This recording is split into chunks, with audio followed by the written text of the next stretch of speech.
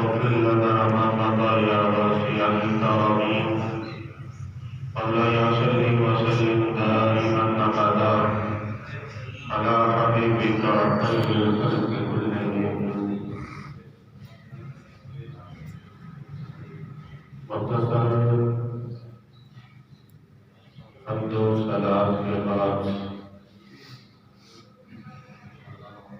اللہ رب العالمین کا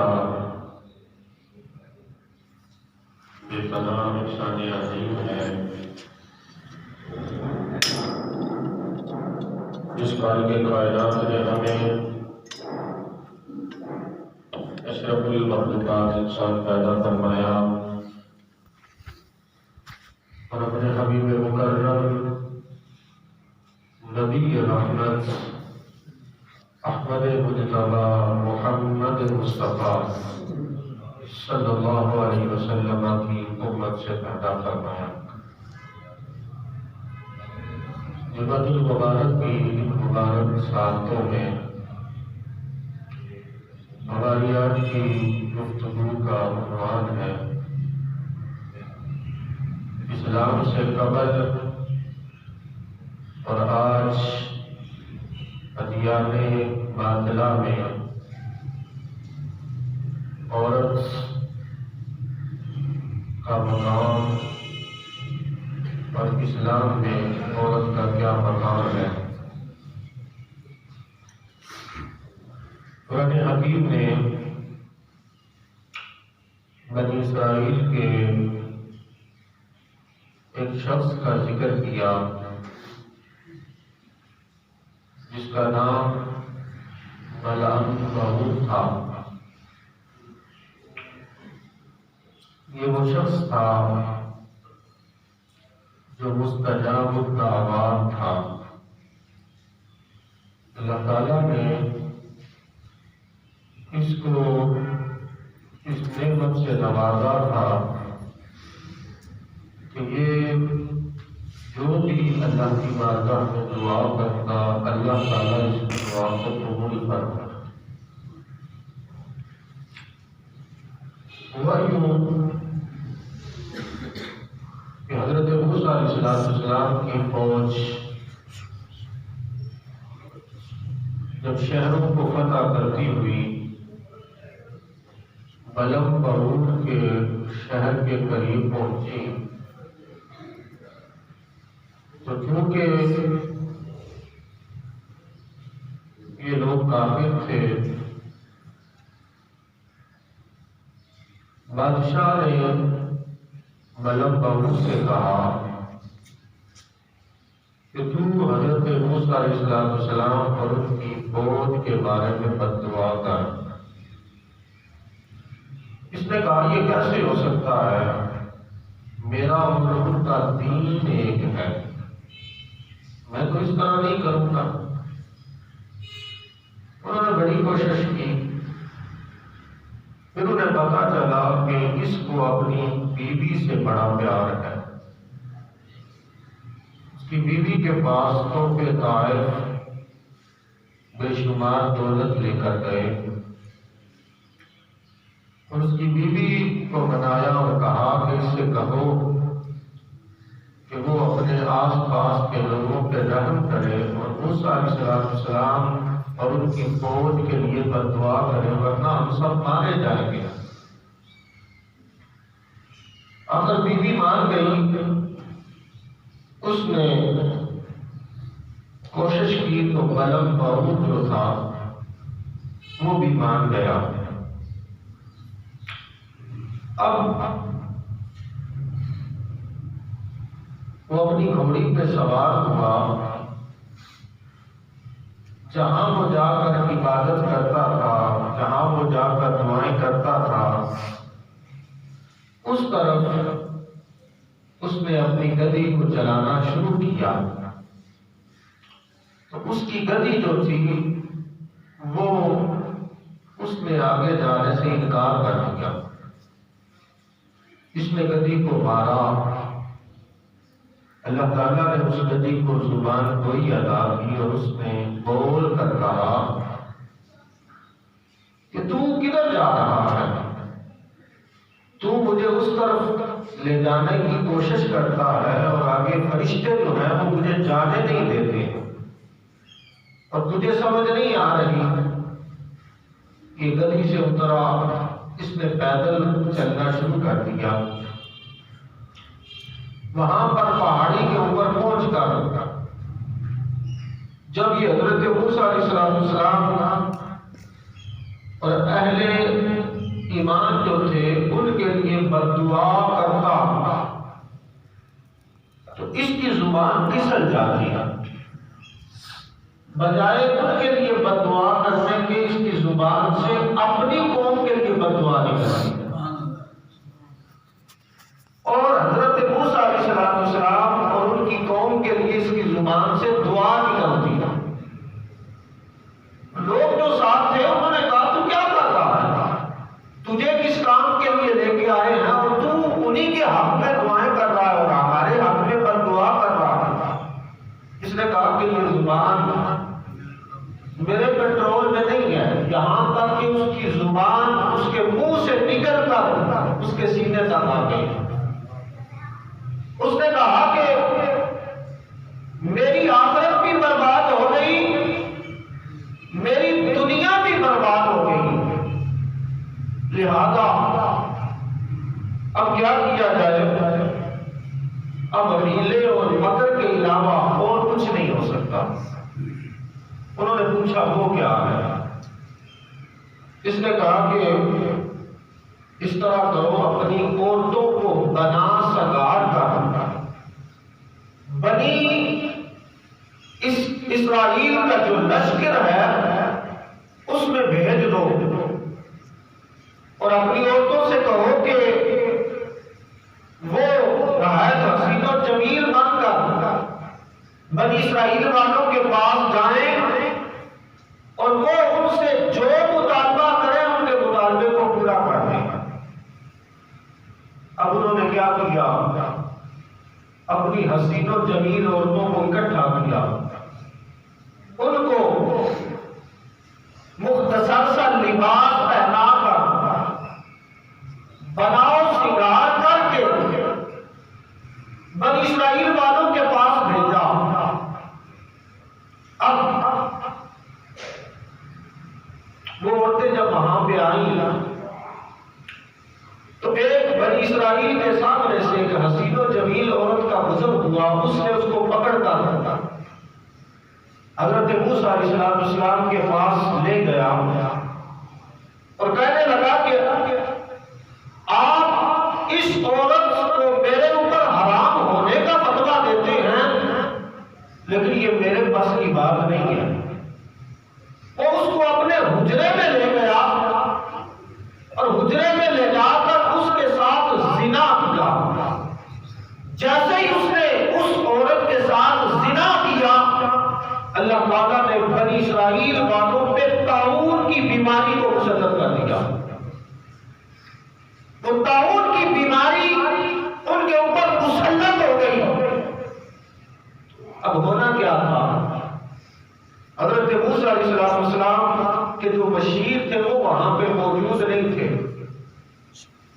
جب وہ واپس آئے انہوں نے حال احوال پوچھا تو انہیں بتایا گیا کہ ہم پر تو طاعون کی بیماری مسلط ہو گئی ہے، اس کی وجہ فلاں بندہ بنا ہے۔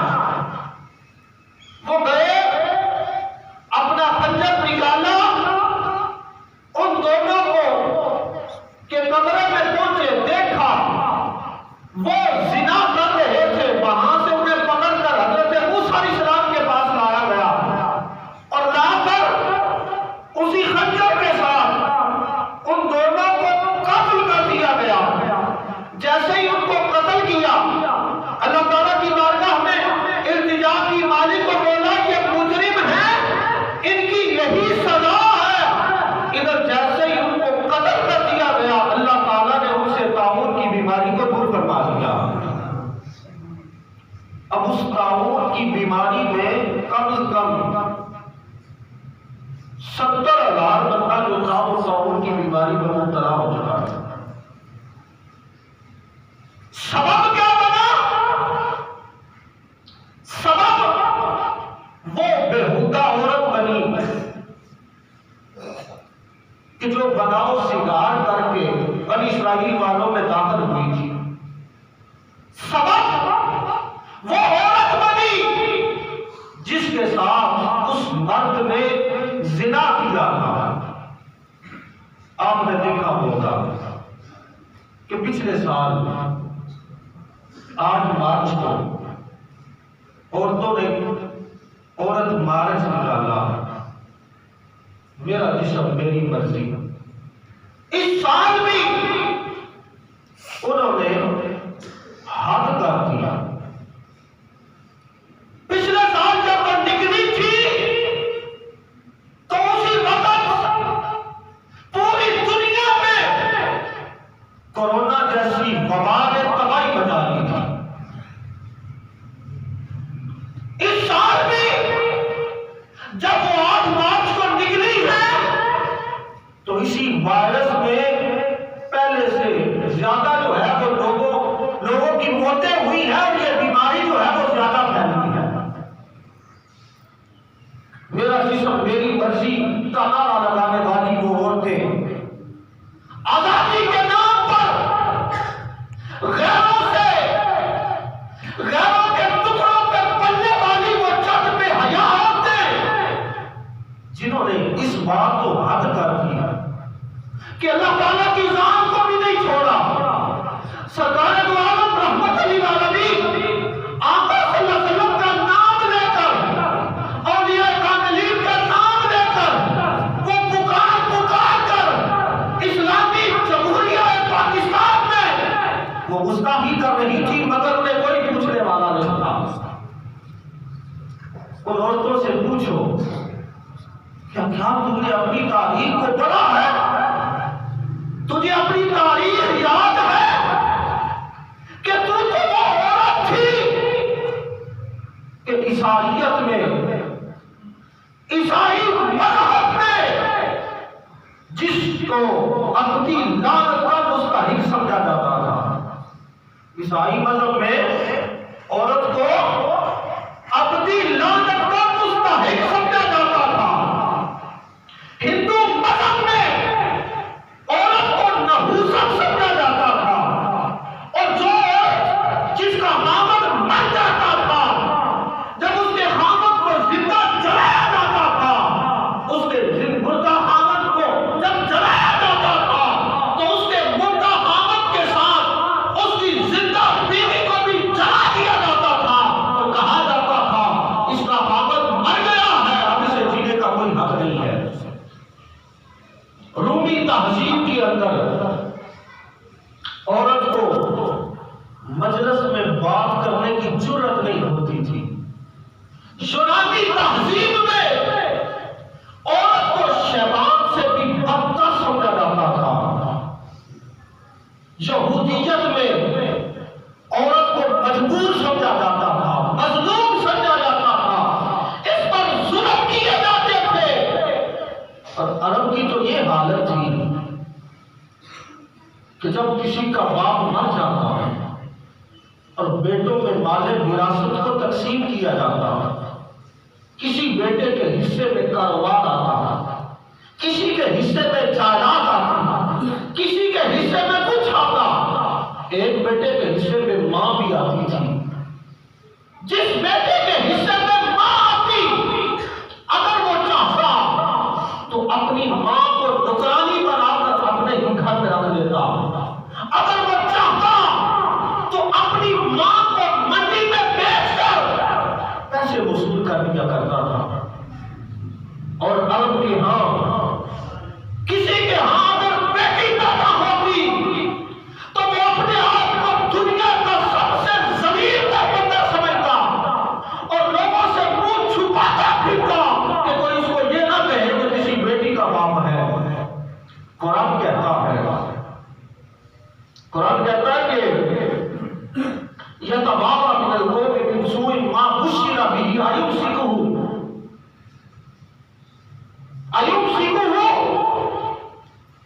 کہ جب کسی کے ہاں بیٹی پیدا ہوتی وہ لوگوں سے اپنا منہ چھپاتا پھرتا کہ کوئی اس کو یہ نہ کہے یہ کسی بیٹی کا باپ ہے. یا تو وہ